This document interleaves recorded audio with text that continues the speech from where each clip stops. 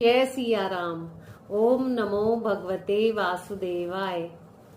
आज हम इस वीडियो में बात करेंगे निर्जला एकादशी के बारे में। निर्जला एकादशी किस दिन है और हमें इसका व्रत कैसे करना चाहिए और इसके पीछे क्या कथाएं हैं, क्या मान्यताएं हैं। तो अगर आपको मेरी वीडियो अच्छी लगे तो इसको लाइक, शेयर, सब्सक्राइब और कमेंट जरूर कर दीजिएगा। अगर आपको एस्ट्रोलॉजी से रिलेटेड कोई भी आपका क्वेश्चन है या कोई भी प्रॉब्लम है तो आप मेरे इस यूट्यूब चैनल के कमेंट बॉक्स में जाकर आप मुझे अपनी प्रॉब्लम लिख सकते हैं। आप अपना डेट ऑफ बर्थ, अपना टाइम ऑफ बर्थ और अपना प्लेस ऑफ बर्थ लिखकर मुझको भेज सकते हैं। तो चलिए अब हम बात करते हैं निर्जला एकादशी के बारे में।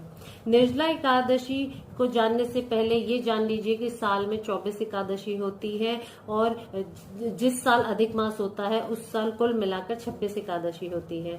और ये जो एकादशी तिथियां हैं ये अपने नाम अनुसार फल देती हैं। तो ये जो एकादशी तिथियां हैं ये हर महीने में दो आती हैं, एक शुक्ल पक्ष की एकादशी और एक कृष्ण पक्ष की एकादशी। जो धार्मिक लोग हैं उनके लिए दोनों में भेद बुद्धि करना उचित नहीं है, यानी कि उन लोगों को कृष्ण पक्ष की और शुक्ल पक्ष की दोनों एकादशी जो है वो समान रूप से फल देने वाली है। तो दोनों का ही व्रत करना चाहिए पूरे विधि विधान के साथ। परंतु यदि जो लोग सारी 25 एकादशी का व्रत नहीं कर सकते हैं वो लोग जो है साल में एक एकादशी जो होती है निर्जला एकादशी जिसको कहा जाता है उसका व्रत अगर विधि विधान के साथ करते हैं तो ऐसा कहा जाता है कि जो 25 एकादशी का जो फल है वो जो शुभ उसका फल होता है और पुण्य फल होता है वो उनको एक निर्जला एकादशी का व्रत करने से ही प्राप्त हो जाता है। यानी कि 25 एकादशी एक तरफ और निर्जला एकादशी एक तरफ। तो ये जो निर्जला एकादशी है ये भगवान विष्णु जी को अति प्रिय मानी जाती है। भगवान विष्णु जी ने खुद ही कहा है कि मुझे तृतीया, अष्टमी, चतुर्दशी और एकादशी जो तिथि है वो अति प्रिय है। और ये जो एकादशी का व्रत है ये पुण्य फल देने वाला है और अश्वमेघ यज्ञ के बराबर इसका फल जो है वो माना जाता है। तो ये जो एकादशी तिथि है इस बार निर्जला एकादशी का जो व्रत है वो रखा जाएगा 21 जून 2021 को। और जो निर्जला एकादशी तिथि है वो आरंभ होगी 20 जून 2021 को 4:21 पर शाम को और ये समाप्त होगी 21 जून 2021 को 1:31 पर दोपहर में। तो ये जो व्रत है ये जो तिथि मानी जाती है ये सूर्योदय के उदय होने के बाद मानी जाती है। तो इसीलिए जो व्रत है ये रखा जाएगा 21 जून 2021 को। ये व्रत रखना इतना मुश्किल भी नहीं है क्योंकि मेरी जो नानी माँ है ये व्रत रखा करती थी। तो मुझे याद है कि वो सुबह जल्दी उठकर सबसे पहले तो रात को आप क्या करें, दशमी तिथि को ही आप दंत धावन यानी कि मंजन इत्यादि कर लें और सूर्योदय से पहले ही, क्योंकि सूर्योदय के बाद तिथि मानी जाती है, आप 2-3 गिलास जो है वो पानी पी सकते हैं। मेरी नानी भी ऐसे ही क्या करती थी, वो 1-2 गिलास पानी पी लिया करती थी और पूरा दिन वो निर्जल रहकर व्रत करती थी। तो आप जब सूर्योदय हो जाए, एकादशी तिथि आरंभ हो जाए तो सुबह स्नान आदि से निवृत्त होकर आप संकल्प करें, हाथ में जल लेकर और भगवान विष्णु जी की आराधना करें, उनकी पूरा विधि विधान से उनका पूजन करें और उनकी कथा अवश्य करें। और उसके बाद कथा के बाद आप नैवेद्य अर्पित करें और पीले पुष्प जो है वो भगवान विष्णु जी को अर्पित करें और उस तुलसी जी के पत्ते अर्पित करें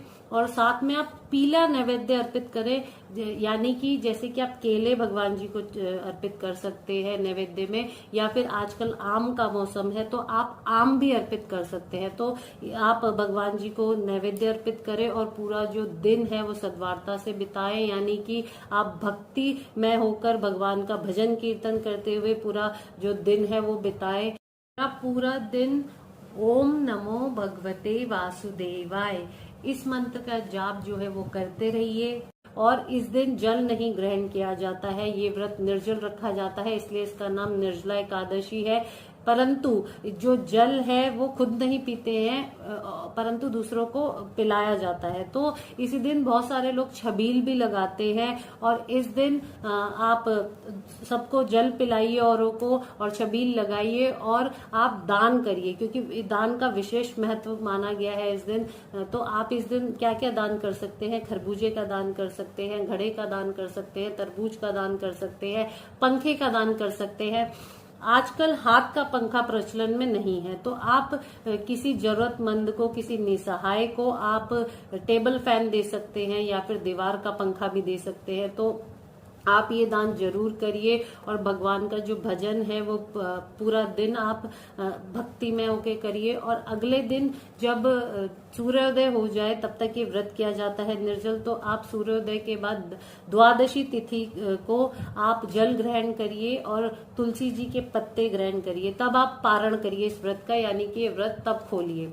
और उस दिन आप खीर जरूर बनाइए, क्योंकि उस दिन चावल खाने का विधान बताया गया है शास्त्रों में, चावल जरूर खाने चाहिए। और उस दिन आप खीर बनाइए, क्योंकि जो खीर है वो भगवान विष्णु जी को अति प्रिय है। तो आप स्नान आदि से निवृत्त होकर खीर का भोग लगाइए भगवान जी को, और उसमें तुलसी जी के पत्ते जरूर डालिए खीर में, क्योंकि तुलसी जी भी भगवान जी को अति प्रिय है।